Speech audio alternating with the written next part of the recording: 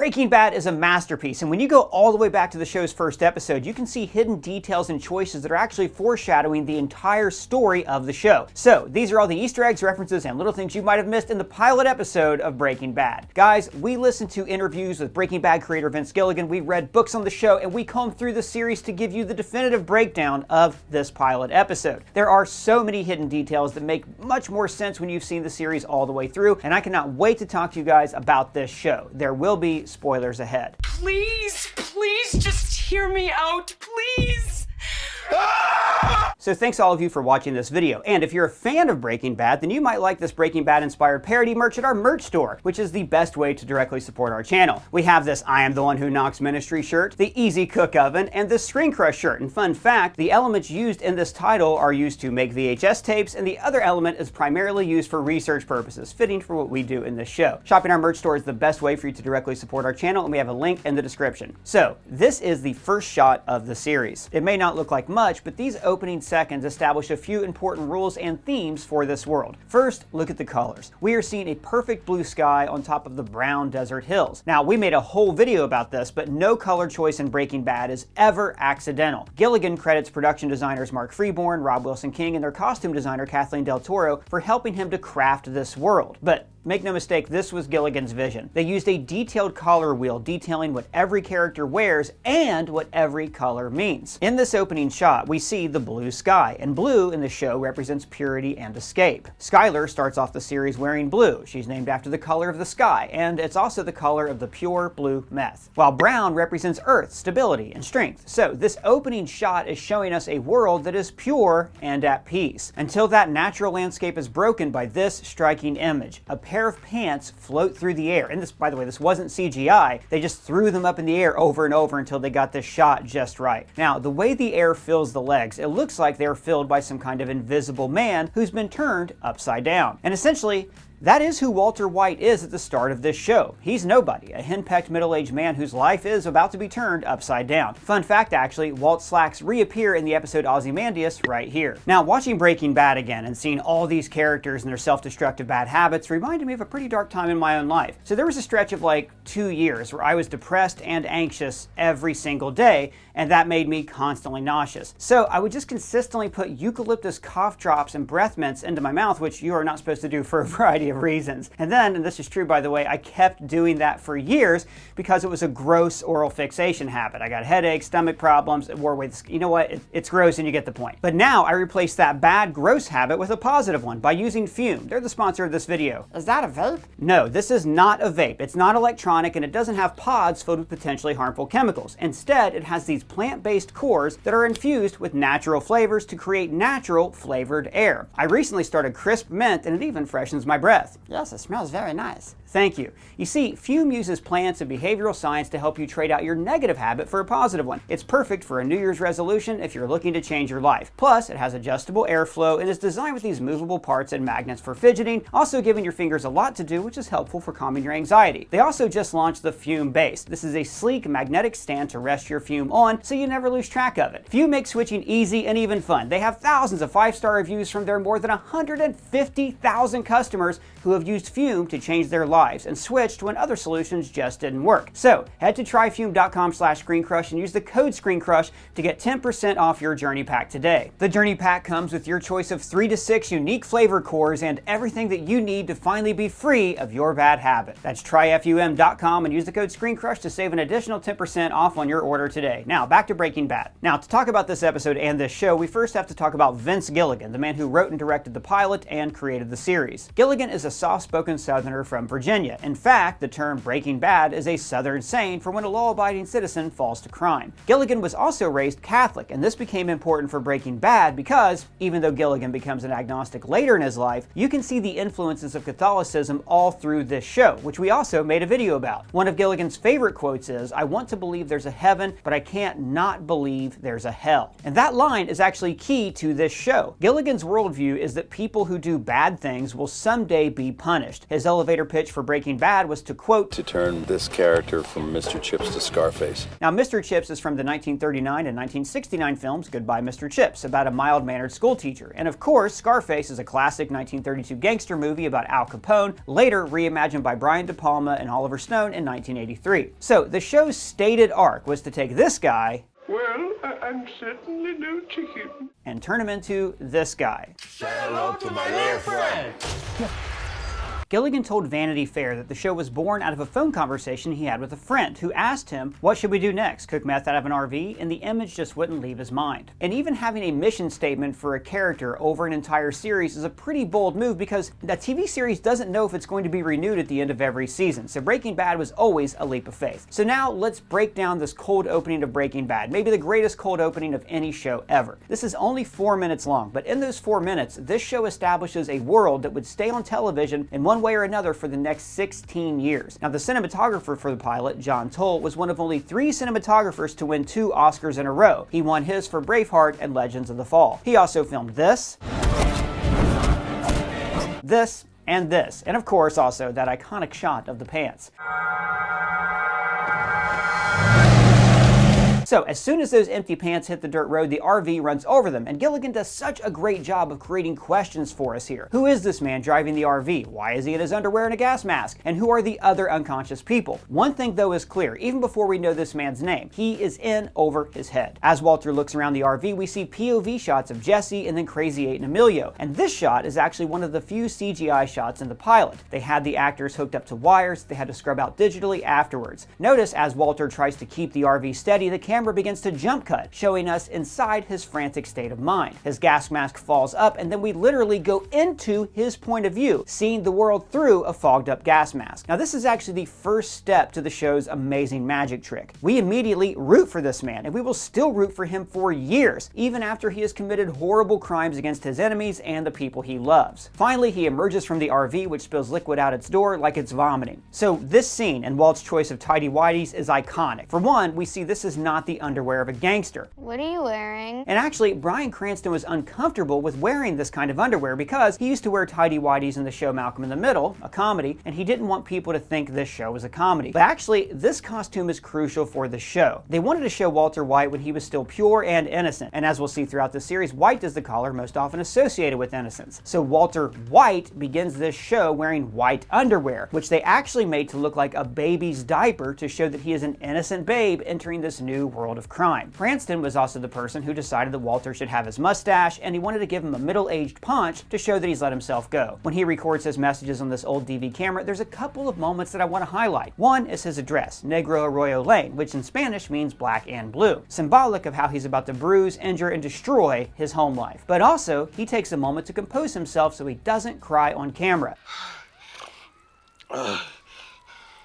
My name is Walter Hartwell White. This is showing us Walt's proclivity toward the greatest of all the deadly sins, pride. Pride is what caused Lucifer's fall, and it's what ultimately drives Walter to ruin. I'm in the empire business. But also, he removes the gas mask, which is kind of a twisted symbolism because in a moment, we're actually going to see who Walt really is. In this first scene, Walter points a gun at these upcoming sirens. He's considering killing people or at least ready to threaten violence. Because as this show slowly reveals, Walter White was never really a good man. He was an evil man pretending to be good. Like later in the episode, he casually blackmails Jesse into joining him, and he even justifies this by saying, I am awake. Even in the first episode, you get the feeling that there's always been a Heisenberg inside of Walt, and he just wanted an excuse to let him out. Bryan Cranston was the perfect person to play this unassumingly evil villain. Now, Vince Gilligan actually wrote this part with Cranston in mind after they worked together on an X-Files episode called Drive. Cranston played a dying anti-Semite, a really unlikable guy. Sure you are. You and the rest of your Jew FBI. Cranston showed the man's humanity, and you actually end up rooting for him to live. But I'll live, right? That's what it's all about. All right, man.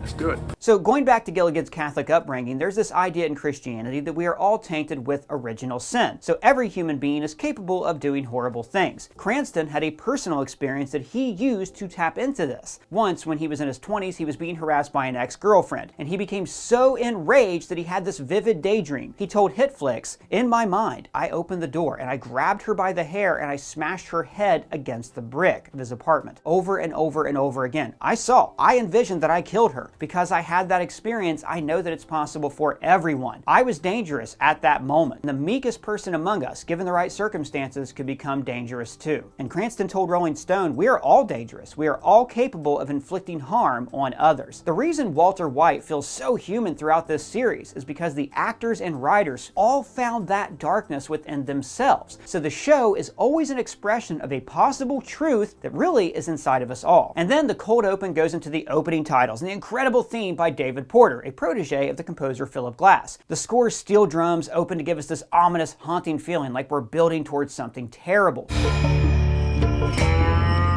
While Porter used the metal guitar called a dobro to give it the sound of a Western.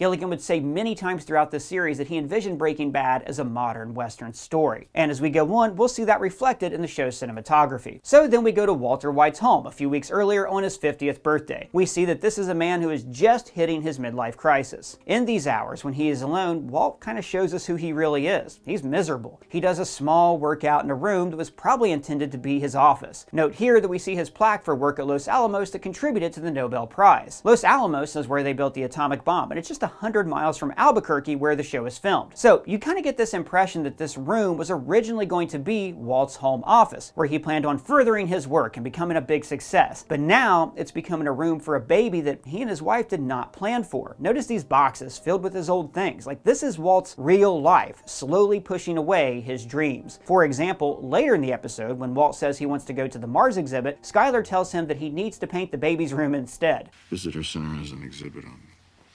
It's really supposed to be. You're not gonna paint? Paint. Notice that there are these swatches of color on the wall, a nod to the show's color wheel, but also showing that Walt's life is in the process of change. At breakfast, Skyler honors a family birthday tradition using bacon to write Walt's age. We also saw this called back in an episode called 51, where she refused to make a special breakfast, and in the final episode, when Walt has to turn his own bacon into the age 52. But this morning, the bacon is like Walter himself, limp and unappealing. Even on Walter's birthday, he doesn't get a special treat. He gets veggie bacon and a half-assed foreplay from his distracted wife, but more on that scene in a bit. According to Vince Gilligan, they made Skyler pregnant in this show because they figured Walt's decision to cook meth would make him so instantly unlikable that the audience would need a reason to root for him. It also sets up a contrast between them. Walt is about to die, while Skyler is carrying new life. And then enters Walt Jr., who has cerebral palsy, just like the actor playing him, R.J. Mitt. Over the years, fans would make a meme out of Walt Jr. because so many of his scenes just take place here at breakfast. College Humor even made an 8-bit Breaking Bad video where this is Walt Jr.'s level. So Walt Jr.'s complaint is, there was no hot water. And this establishes a running theme throughout the show. The old busted water heater is a symbol of Walt's old home life. It's poor and it's imperfect. In season 2, the water heater bursts and Walt replaces it with an expensive new model that actually keeps the floor exposed, which then Walter turns into a crawl space to fix the rot under his home. We've got rot. The rot, of course, being symbolic of how his own criminal actions are destroying his home life. Now, I'm bringing all this up to point out because at this point in the show, Walt would have loved to have been able to afford a top-of-the-line water heater, but by the end of the series, he would have given anything to be back at this table with no hot water. But the hot water heater has a lot of other symbolism here. Walter is also a man whose entire life is lukewarm, and his cancer diagnosis lights a new fire inside of him. Throughout the series, fire is going to be used as a symbol for his criminal life. He uses fire to kill his enemies and to destroy evidence, and all of this is foreshadowed brilliantly in the next scene. Now, all the scenes at the school were filmed at a real high school, Rio Rancho. In the show, the school is named J.P. Wynn, named after the laboratory school where Gilligan's own mother taught college. And a teacher at the school taught Bryan Cranston how to do this demonstration. And he also wrote the levels and sub-levels of atoms on the blackboard behind him. Now, this scene is where Walt lays out the mission statement for this show. The chemistry Is the study of change. And Walt's lesson plan also betrays who he really is. He uses fire, which represents violence, to try to impress his students. Just as later in the series, he will find sadistic joy and validation in committing violent acts. He sprays the fire with chemicals in 2 bottles, one red, one green, with green often representing greed and money in the show, while red represents murder and violence. And he's spraying them with fulminated mercury, the same chemical compound he uses to do this. This is not meth. He ends the demonstration with half his face covered in flame, showing that he has a hidden, violent side to him. And this metaphor of half faces in darkness is used later in this episode and also on the pink teddy bear in season 2 and in Gus's gruesome death in season 4. But that's Walt on the inside. On the outside, he's wearing a bland beige sweater. Gilligan told GQ it was intentional that Walt start off very beige and khaki-ish, very milquetoast, and he would progress through that 1 hour of television to green and thus show his process of evolution as a character. Green like the pants in the opening shot and green like the color of money and greed. So notice how well Gilligan directs our attention in the class. It seems like Walt is getting through to this one student, this guy, but then this is overshadowed by the jock alpha male type flirting with this girl. And even though Walt should have higher status here, this kid finds a way to show him up. First, by dragging his chair. Ionic bonds. And then later by embarrassing him at the car wash.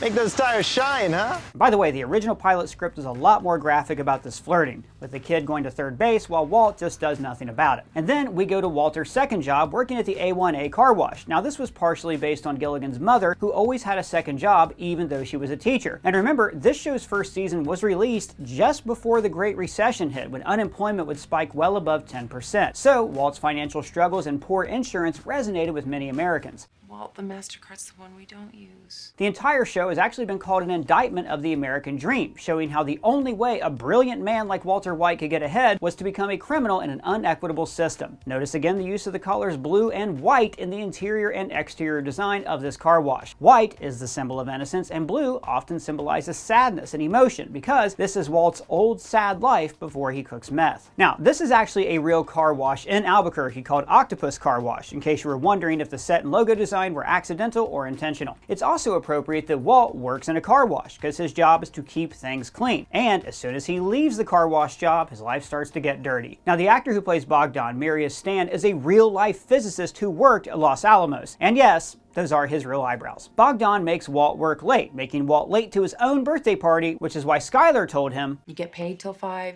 you work till 5, no later. Notice all these friends of Walter's that we never see again in the show, which shows us that Walter probably never had that many friends. These are just old acquaintances from like years before. But also, notice this guy who looks like Saddam Hussein's body double. So this is where we meet Marie, who always wears purple all through the show. Purple is a color associated with royalty, which is how Marie always sees herself. And this is where we meet Walt's overarching antagonist for the entire series, his brother-in-law, Hank Schrader. And by the way, Dean Morris caught that bullet every single time he popped it into the air on every take. The dynamic between Hank and Walt is established right away. Hank sees himself as an alpha male, a manly man's man, while Walter White is perceived as kind of a milquetoast beta male. Now notice how all through this scene, Hank kind of belittles Walt and steals focus from him at his own birthday party. No, it's just heavy. That's why they hire men.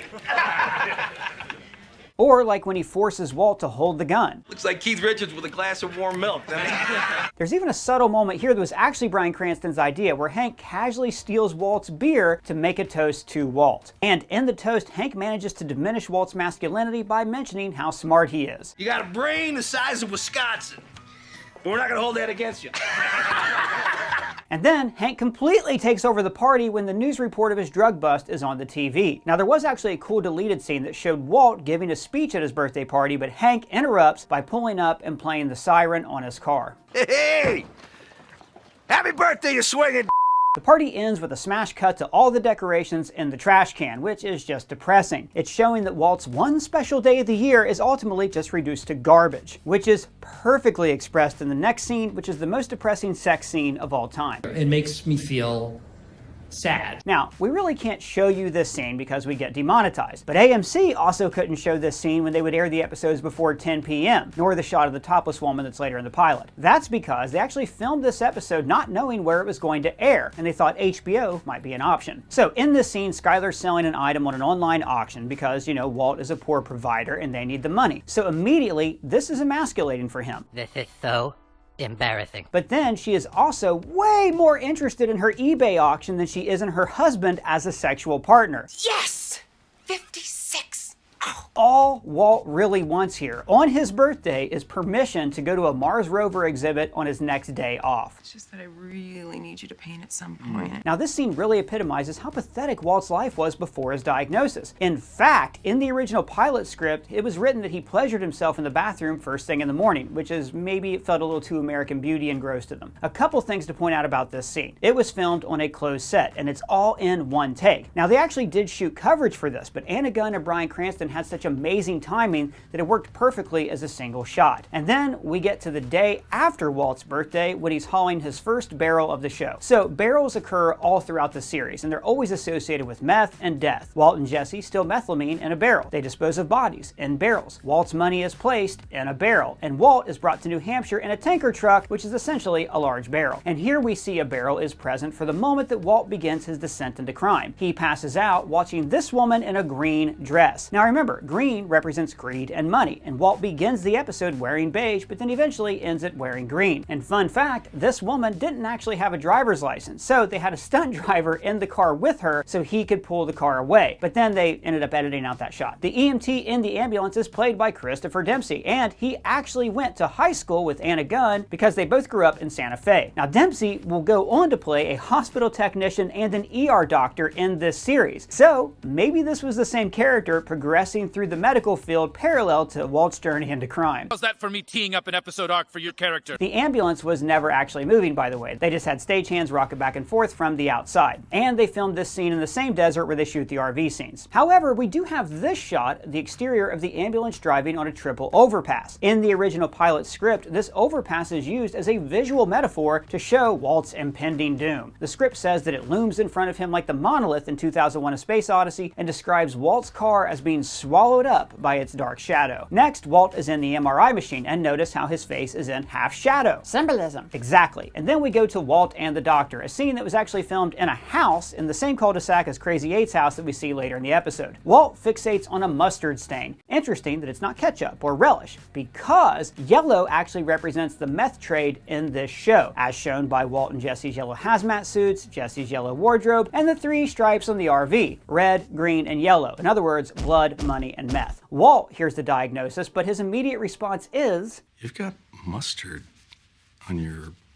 Even in this moment, he is obsessed with trying to take some control of the situation. And pay attention here. Best case scenario with chemo, I'll live maybe another couple of years. The sad irony of this show is that Walt lives for exactly 2 years from this day. He dies one day after his 52nd birthday. So everything he goes through is ultimately for nothing. Next, notice how Skylar is wearing bright blue and she's beside a bright blue bottle. Again, showing how she begins this series as something pure in Walt's life, before she's later compromised by his crimes and begins to wear more gray throughout the show. And this moment is actually crucial. It's when we really understand the family's dire financial straits. Walt, the MasterCard's the one we don't use. The earlier scenes establish how sad Walt's life is, so we'll root for him. But these scenes are where we really empathize with him. In breaking down Breaking Bad, San Juan compares this to the old notion of, would you steal a loaf of bread to feed your family? And the series rests on two very common what-if questions. What would you do if you had a year to live, and what would you do if you had $1 million?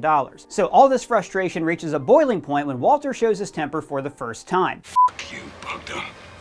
What? I said f*** you! Now, in the original pilot script, Walt simply walked away, but in the final edit, he says this. Wipe down this! And as we'll see throughout this series, Walt is constantly trying to be a badass and assert his masculinity. So in many ways, he's trying to be more like Hank. So here, grabbing his crotch, he's trying to emphasize his own manhood as a show of strength. But the end result just makes him look silly. Now we see this struggle to prove your manhood all through the series, with Hank's PTSD or Gus's appeal to Walter. A man provides. If anything, though, the show Breaking Bad is an indictment of this way of thinking. The characters in this universe who have nothing to prove to anyone else, like Gale, Badger, and Skinny Pete, are the happiest people in this show.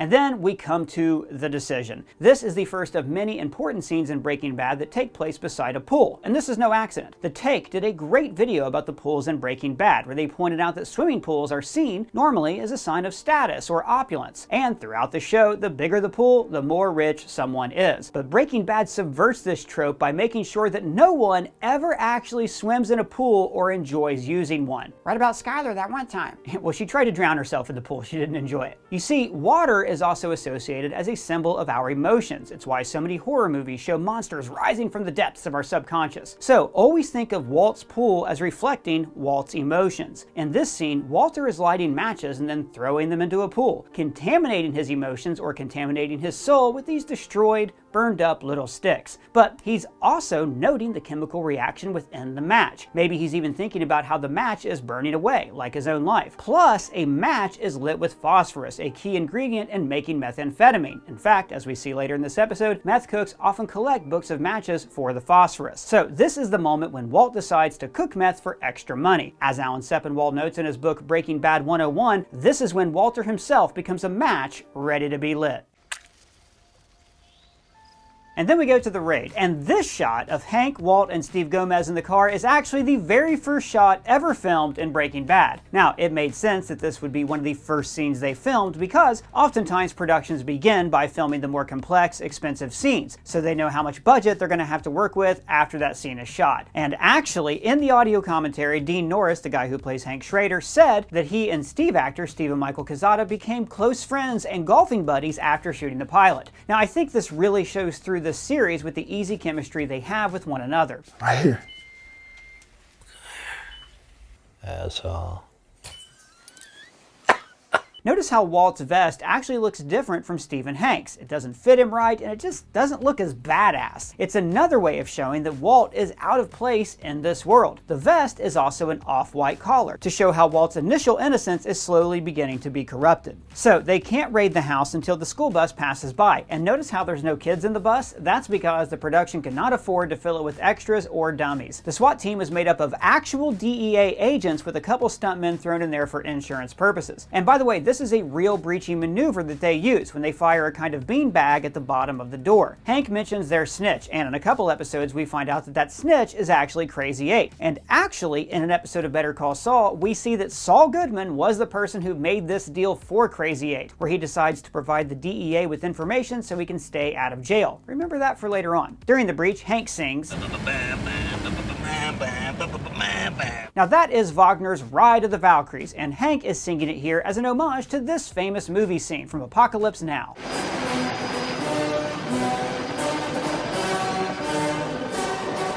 But I gotta give some context here because this little innocent tune tells us a lot about Hank and how he views his job at this point in the show. In Wagner's original opera, The Valkyrie, this piece plays when the Valkyries bring the fallen heroes to Valhalla. So it's meant to be a triumphant victory where the fallen dead get their eternal reward. It's a triumphant piece of music, but it's most famous for its ironic use in Francis Ford Coppola's Apocalypse Now. In Apocalypse Now, Lieutenant Kilgore flies his helicopters to this extremely dangerous village on a shoreline, ostensibly so they can clear the area of enemy activity. So he blares this music to strike fear into the hearts of the villagers. Put on War Up, sing it loud. But in reality, they just terrorized this village because Kilgore wanted to surf on the beach. In the movie, this is a critique of American foreign policy, saying that military leaders wanted to exploit this country for their own pleasure, leading to the hilarious scene where Kilgore forces a championship surfer to surf in a war zone. I say it's safe to surf this beach, Captain! It's safe to surf this beach! And here, Hank is singing this same song,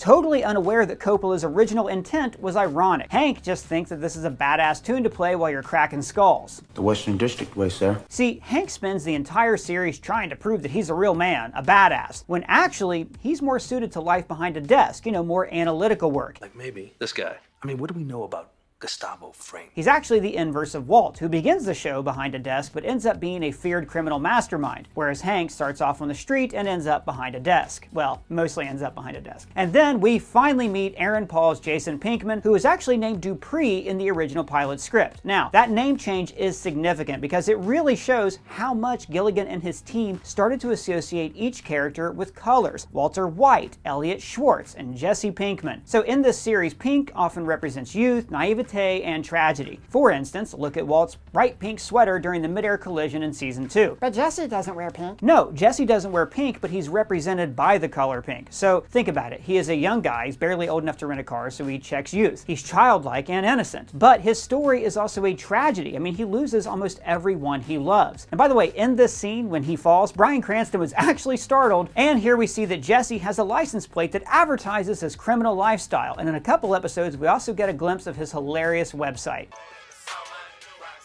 So the previous scene was the first one they shot for the pilot, and this shot of the car pulling up is actually the martini shot, the last shot they filmed, and this was the last scene filmed. Now, Vince Gilligan famously originally intended on killing off Jesse Pinkman at the end of season 1, and several people have speculated that the 2007 writer's strike, which shortened season 1 to 7 episodes, resulted in Gilligan taking the time to reform his plans and keep Jesse around. Now, that might be true, but in the audio commentary, Gilligan claims that he was always going to keep Jesse around as soon as he saw Aaron Paul's audition. Some stray like you with a giant stick up his ass, all of a sudden age, what, 50? I'm 41. Also there you can see that in the original sides, Walt was 41 and not 50. Also, Breaking Bad pilot editor Lynn Willingham claimed that she and her assistant Kelly Dixon separately lobbied Gilligan to keep Aaron Paul around when they saw the chemistry that he had with Bryan Cranston. We sent him a note and said, do not kill this guy off. And he'd already been thinking that. Now I do want to point out that prior to this, Aaron Paul mostly had like bit parts on TV shows, but my favorite role he played before Breaking Bad was that of contestant on The Price is Right. Aaron Paul and Dean Norris also both appeared on The X-Files, which would have put them on Vince Gilligan's radar. Notice how the scene is filmed with Walt and Jesse's faces both in shadow. This is showing us how each of them isn't really good or evil at this point. Notice how, because of the light source and the way they're standing, it's actually the opposite halves of their faces that are illuminated. Now, when I say neither of them are good nor evil, what I mean is like Jesse is a criminal, but he's still very naive and innocent. Whereas Walter is not a criminal, but he is an adult who is fully aware of the consequences of his actions as he decides to enter a life of crime. And as the series unfolds, we'll see that Walt really was kind of evil underneath his good shell, whereas Jesse was very good underneath his like evil criminal shell. So this is the scene that forms the central relationship of Breaking Bad, the dynamic between Walt and Jesse. Their entire relationship dynamic is established in just under 3 minutes. Walt finds Jesse's house by using school records, which immediately reestablishes their dynamic of teacher and student. You're still in our filing system. And right away, there's a little bit of character shading that hints at a much larger story. Walt says, "This is your aunt's house," and Jesse replies, I own it. Now, this is going to become a much bigger plot point in season 2 and 3, but it's very cool that they laid the groundwork here in what really could be a throwaway line. Notice also that Jesse is wearing red, a color associated with violence and the criminal underworld, while Walt is still wearing beige. Because in this scene, Jesse represents the criminal underworld, and Walt is still very much a milquetoast chemistry teacher. Now, Jesse thinks this is just his old teach showing up to pull him out of crime. Hey, you ain't welcome back, Cotter, so step off. Now that is a reference to a popular 1970s sitcom called Welcome Back, Kotter, where a former school ruffian turned school teacher returns to his old school to help turn kids' lives around. And Jesse was 100% right, by the way. Kotter wants to help the kids, but Walt wants to immediately establish a power dynamic where he is always in control. In his regular life, Walt's students are able to embarrass him or ignore him, or at the car wash boss him around. But now he can finally control one of his kids. He tells Jesse to cook with him or else... Or I turn you in. And this is also foreshadowing how all through the series, Jesse will always be a passive observer. He tends to borrow quotes from other people. DBAA fee, non-refundable. What's DBAA? Don't be an ass. DBAA, mofos. In fact, Jesse's arc over the series and the movie El Camino is to take Jesse from this to this.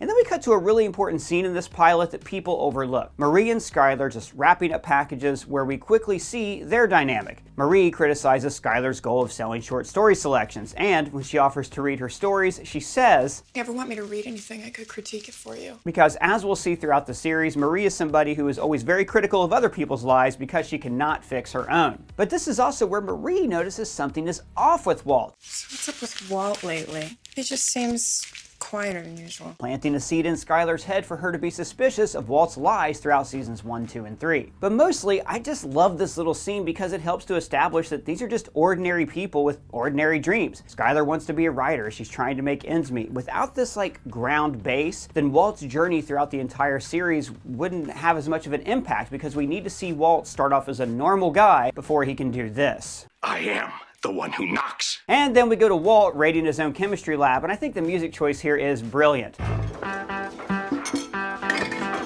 So this is the kind of music we would associate with comedy, like Malcolm in the Middle. It's establishing that this little methcapade of Walter's is probably going to be harmless and haphazard. In fact, if it weren't for the cold open of this show, we would probably think that this series was going to be a comedy. And then when it gets to Jesse's, Walt is all excited about his chemistry set. But the pièce de résistance, round bottom boiling flask. See, for years, Walt has been forced to dumb down chemistry for his students, and this shows how excited he is to finally be back in the lab. But old habits die hard, and he still wants a student in that lab with him, somebody he can control. Did you learn nothing from my chemistry class? And already in this scene, you can see Walter kind of starting to compromise. He knows that he is making an illegal, harmful, addictive product, but he's already justifying those actions by emphasizing his own great skill. We will produce a chemically pure and stable product that performs as advertised. And this also cuts to the heart of who Walt is. The reason he starts cooking meth and the reason he becomes a drug kingpin is because he feels like he deserves to be the guy in charge. The world owes this to him. His life may be falling apart, but he still has his pride. And all of this is hinted at in this pilot. And of course, this is also the scene where Jesse suggests the show's most famous setting. RV.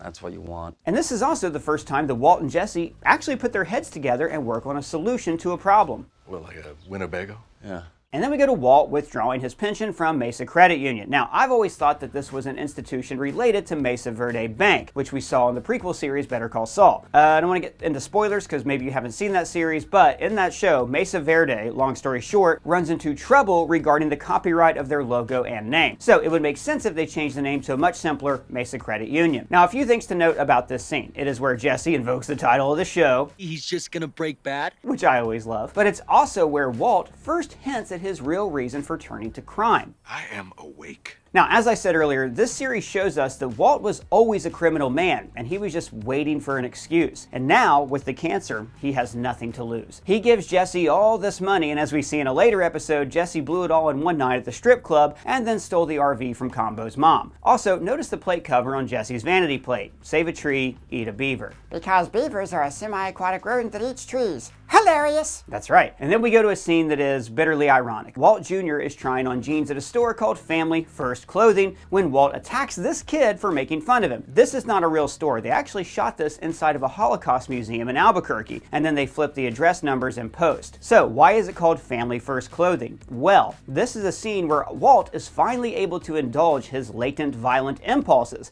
Well, you'll have one shot. You better make it good. But he claims that he's doing it for his family, just as he will do all through the series. I do it to protect this family. And I want to note Walt's wardrobe here. A beige jacket concealing a yellow shirt, the color the show associates with the meth trade, showing how his bland exterior is covering up his new criminal activity. But later in the series, when he is Heisenberg, he wears this exact same outfit, just in darker colors. The bully he takes down is played by a guy named Aaron Hill, and Cranston actually worked with him when he was a child on the set of Malcolm in the Middle. Cranston was able to put his whole weight on the guy's leg because they concealed a steel sleeve in his jeans. And then we go to the first cook in a desert called Tahajali, also the name of the 13th episode of season 5. And then we get the first of the classic Breaking Bad cook montages, like we parodied in our Easy Cook Oven shirt for sale right now at our merch store. Check out the link below. And actually, this montage was not edited by the episode's credited editor, Lynn Willingham, who did actually win an Emmy for this season. The montage was cut by her assistant editor, Kelly Dixon, who went on to become one of the editors in Wakanda Forever and lots of other films, and she also edited 27 episodes of Breaking Bad. After the cook, Jesse tries to describe the cook as something almost mystical. This is art. Now this is showing us how Jesse actually sees a life of crime as a lifestyle. For him, it's more about looking cool, making money, getting girls, having a rep. And in later seasons, we see that Jesse has always been an artistic person. And this guy,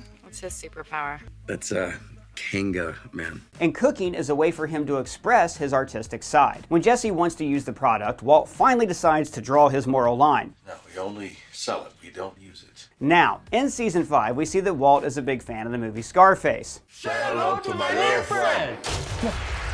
And so he would have remembered this line that Elvira Hancock tells to Tony Montana. That's right. Lesson number 2, don't get high on your own supply. Basically, the only thing Walt knows about the drug trade is what he's learned in movies. Afterwards, Jesse goes to Crazy 8's house where he's teaching his dog to attack a red dummy with the bandolier on its chest. Red, of course, being the color of violence and crime, foreshadowing that Crazy 8 is about to do some violent things to Jesse. Now, Crazy 8 here is wearing white for reasons I'll talk about in our next breakdown video, but in the next scene, he's added a yellow vest and drives a yellow car, symbolizing, again, the meth trade. And notice how they subtly make Crazy 8 seem dangerous by putting stuffed predators all around his home. The message here is that this guy is the alpha predator. Crazy 8 is at the top of the food chain. When Jesse tries to be cool and blend in, the dog comes after him. How you doing?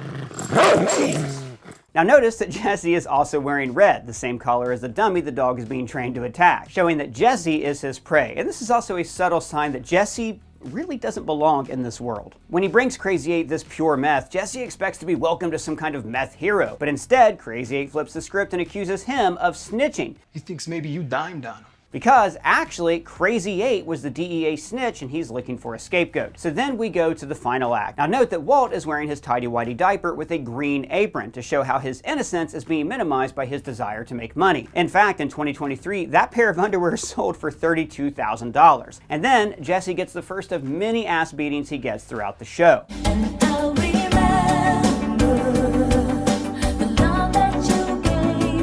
When Emilio recognizes Walt from the DEA bust, Walt realizes his only real currency in the underworld is his meth recipe. I'll teach you my recipe. And he will continue to use this currency throughout the series to become a drug kingpin. And then he uses red phosphorus to incapacitate Crazy 8 and Emilio. Again, red being the color of violence and death. And this is the moment when the RV gets its iconic bullet holes, and you will never believe how they did that. You know, had the bullet shot a gun through it, and it just... That's right. They had a guy shoot a real gun, and they just told Bryan Cranston, hey, don't raise your head above a certain point. What? Man, that's crazy. I know, and funny enough, this is actually similar to the ending of the original 1932 film Scarface, Shame of a Nation. For the climactic scene of that movie, they actually hired World War I marksmen to shoot the wall around the actor. Wow. Damn right, wow. And here, when Cranston is trying to put out fire, that's not sweat. That's actually a flame-retardant chemical to keep him from getting burned. And then we catch up with the cold open with Walt pointing the gun at the sirens, and then he decides to kill himself. Luckily, the safety was on, or else this would have been a real short show. Now, for this scene, they actually could only afford 2 fire trucks. The one in the middle is a yellow catering truck, and they just disguised it with a clever edit here to make it seem like they had more trucks. Now, I do want to point out, though, that this kind of tracking shot, where the digital camera moves from inside an object to show us an entire scene, was very vogue in this era. Think of 1996's Star Trek First Contact opening, 1999's Fight Club opening, and every Fast and Furious movie when somebody hits a NOS button. And then we go to the White household, where Walt is washing the money that they presumably stole from Crazy 8's body. Now, in the pilot script, he's actually washing the money in his sink to get rid of all the toxic chemicals that could trace the money to a meth lab. So this shot is actually an example of how Gilligan's very talented team were great collaborators. Instead of just having Walt wash the money in the sink, they gave us one of the first of many of the show's great object POV shots. What's an object POV shot? Well, it's exactly what it sounds like. It's when the camera takes the point of view of an object, or like beneath a table. We see them all throughout the series, and they always affect the viewer in a different way. Sometimes they're disorienting. Sometimes they show us a window into a character's mind. Sometimes they simply show chemistry at work. But the inclusion of these shots always feels intrusive and a little jarring. As Sophia Stewart at Film School Rejects wrote, all of these POV shots further immerse the viewer in the story world. We become acutely aware of the camera's presence as its own character in the story, shaping the way we perceive even the most mundane occurrences like cracking an egg or fetching milk from the fridge. Much like Malcolm in the Middle, which also employed innovative cinematography for a sitcom, Breaking Bad developed its own visual language, using POV shots and time lapses to create its own stylized world. Breaking Bad DP Michael Slovis told IndieWire, I think one of the reasons the show works so well is that the visual language is inseparable from the show itself. The photography is an organic character that comes out of the story rather than being imposed on the story. In other words, the camera is never showing off for you. It's never saying, hey, look at this cool time lapse. Instead, the camera is always actively telling you how people feel. For instance, when Walt is at home or in school or at the car wash, the camera is almost always stationary on a tripod to show the stability and kind of boring nature of his life. But in the meth lab, we switch to a first-person POV. When he first asked Jesse to cook, the camera is handheld, like it's nervous about starting this new partnership. So for this last scene, we transfer from the manic song Apocalypse Shit by Molotov into the more controlled and measured song Out of Time Man by Mick Harvey. And it's one of the first of many perfect song choices in this show. The song is about a man whose life is running out of time, using metaphors like trying to catch a train and always running late. And this is Walt, a man who is now defined by his lack of time. All he knows for sure is that tomorrow is no longer a promise, and he has to, as the great Warren Zevon said, enjoy every sandwich. And then we get the reverse of the earlier depressing sex scene. We can't show much of it because we get demonetized. But Skylar starts off by telling Walt, I do not like it when you don't talk to me. But now, instead of like explaining himself away or simply agreeing to whatever she wants, he looks at her with new eyes. A man looking at a woman. Now filled with adrenaline and feeling like an alpha male, he takes his wife from behind, like an animal might. And the last words in the pilot are perfect. Is that you? As Alan Sepinwall writes in Breaking Bad 101, this will be the central question of Breaking Bad. The man in bed with Skylar is someone unfamiliar to her, and the man in the RV would be a total goddamn stranger. But is this some brand new monster created by the cancer diagnosis, or is this who Walt really was all along? Can't say it better than that. And guys, that is our breakdown of the pilot episode of the greatest TV show ever made. We are not sure if we're going to do an episode 2 breakdown yet or entire seasons, but hey, tell your friends about this video and hopefully we'll get to keep them coming. Down in the comments, let me know what your favorite Breaking Bad episode or quote is, and let me know if you think we should do more of these breakdowns. Also, don't forget to check out our Breaking Bad parody merch at our merch store, ScreenCrushmerch.com, and get tickets for our upcoming live show, February 22nd in Brooklyn, New York. And as always, you can @ me on Twitter. And if it's your first time here at the channel, please subscribe and smash that bell for alerts. For Screen Crush, I'm Ryan Airy.